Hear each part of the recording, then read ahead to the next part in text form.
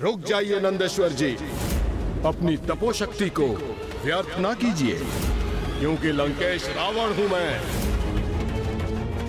मुझे कोई क्षति नहीं पहुंचा सकता, किंतु यदि मैं चाहूं तो तुम सभी शिवगणों को इसी क्षण मिटा सकता हूं। लंकेश, ये मात्र तुम्हारा भ्रम है कि तुम मुझे अथवा अन्य शिवगणों को कोई क्षति पहुंचा सकते हो।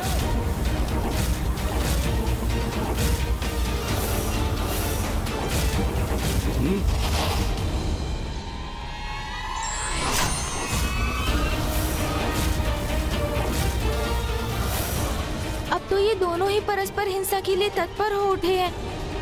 एक और लंकेश है जो उत्तेजित करते हैं और दूसरी ओर नंदेश्वर जी जो क्रोधित हो उठते हैं। इसलिए मुझे ही पुनः कुछ कर इन दोनों को रोकना होगा।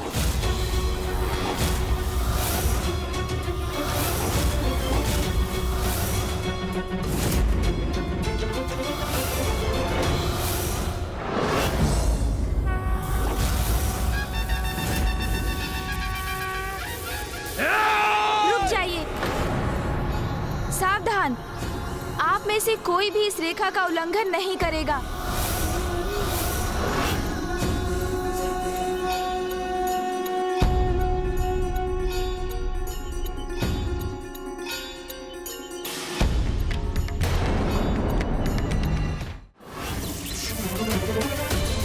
मेरी पलताई भी लेता तो नहीं तत्ती दाई।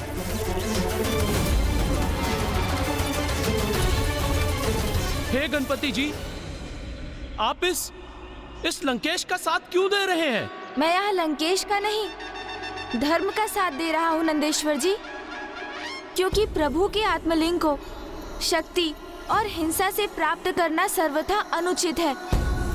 लंकेश ने तो आपको चुनौती दी थी, जिसे आप पूर्ण कर प्रभु के आत्मलिंग को प्राप्त कर सकते थे, किंतु आप अथवा कोई भी अन्य शिवगण उनके चरणों को नहीं डिगा सके।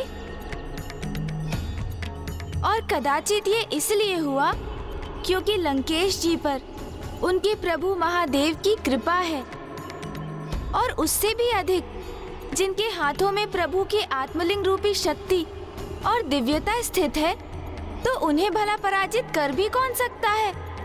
मेरे विचार से आप अपने समस्त प्रयास कर चुके हैं, इसलिए अब आपको यहाँ से प्रस्थान करना चाहिए नंदेश्वर जी। जो अब तक हुआ वो तो प्रभु की इच्छा से ही हुआ, और जो आगे होगा वो भी प्रभु की इच्छा से ही होगा। इसलिए आप सभी का कैलाश लौटना उचित होगा। उचित है।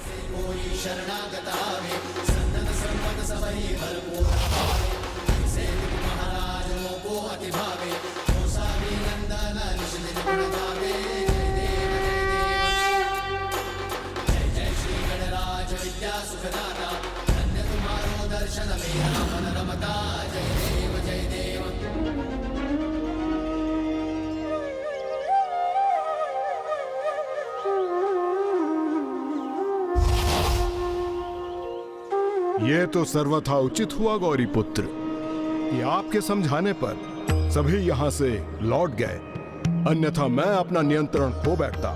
किंतु मुझे इसकी अपार प्रसन्नता है जिन्होंने अग्नि को नियंत्रित किया। प्रभु शिव शंकर शंभु के उन्हीं के अवतार प्रभु गृहपति ने मेरे चारों ओर छाई अग्नि को भी शीतल कर मेरा ही साथ दिया। तब तो हमें उनकी स्तुति करनी चाहिए लंकेश। कदाचित वो प्रसन्न होकर हमें अपने दर्शन प्रदान करेंगे। हाँ हाँ, अवश्य।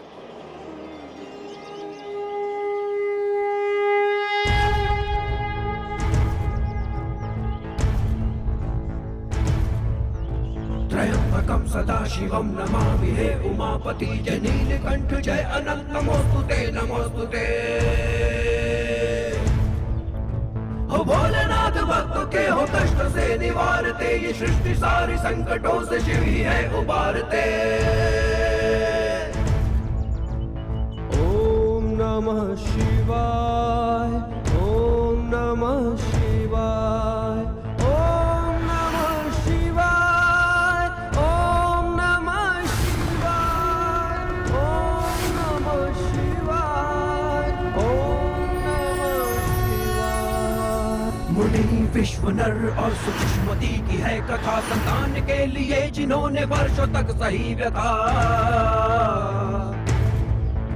की कामना। सुषमति ने शिव समान पुत्र की, तो काशी जाके शिव जी की मुनि ने घोर तपस्या की। विश्वेश्वर लिंग की मुनि थे कर रहे आराधना, तो बाल रूप शिव जी का था लिंग में उन्हें दिखा। प्रकट हुए सुषमति के गर्भ में जन्म लिया था, ब्रह्मा जी ने गृहपति का नाम आपको दिया। ओम नमः शिवाय, ओम नमः शिवाय।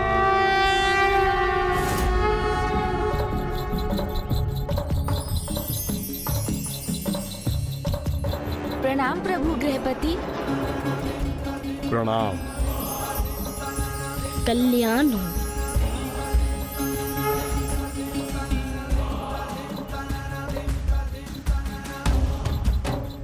ये तो मेरा परम सौभाग्य है प्रभु कि आपकी मुझ पर प्रत्यक्ष अथवा परोक्ष रूप से अपार कृपा दृष्टि सदैव बनी रहती है, जिसके परिणाम स्वरूप नंदी जी की तपो अग्नि भी शीतल हो गई।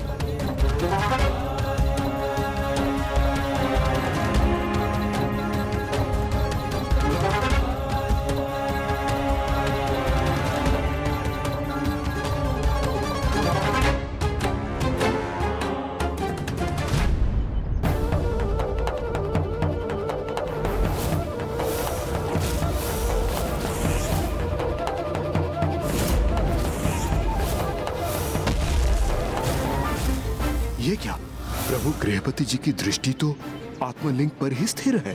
कहीं ये भी प्रभु वीरभद्र जी और भैरव जी के समान मेरे प्रति आक्रामक तो नहीं होने जा रहे हैं?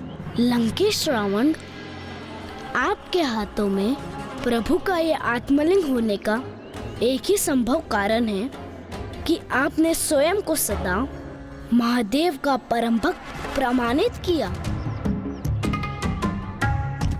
प्रबल इच्छा शक्ति और पूर्ण निष्ठा एवं श्रद्धा से कुछ भी संभव हो सकता है।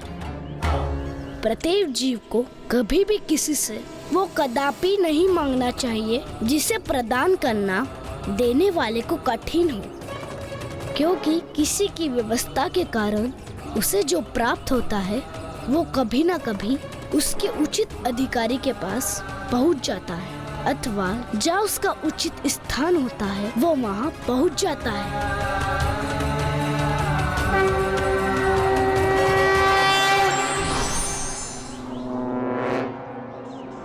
प्रभु गृहपति की सीख नंदी जी के लिए सर्वथा उचित है गौरीपुत्र, क्योंकि प्रभु के जिन आत्मलिंग पे मेरा अधिकार है वो नंदी जी के इतने प्रयासों के उपरांत भी मेरे साथी हैं। सत्य है, कभी कभी अहंकार वश बड़े से बड़ा ज्ञानी भी छोटी सी बात का गूढ़ रहस्य समझने में असमर्थ हो जाता है। गौरीपुत्र, किंतु आपने नंदी जी को यहाँ से भेजने में थोड़ी शीघ्रता कर दी। लौटने पर विवश हो गए वो। यदि वो प्रभु के वचनों का श्रवण करते तो वो एक श्रेष्ठ और आवश्यक सीख प्राप्त करते। अवश्य।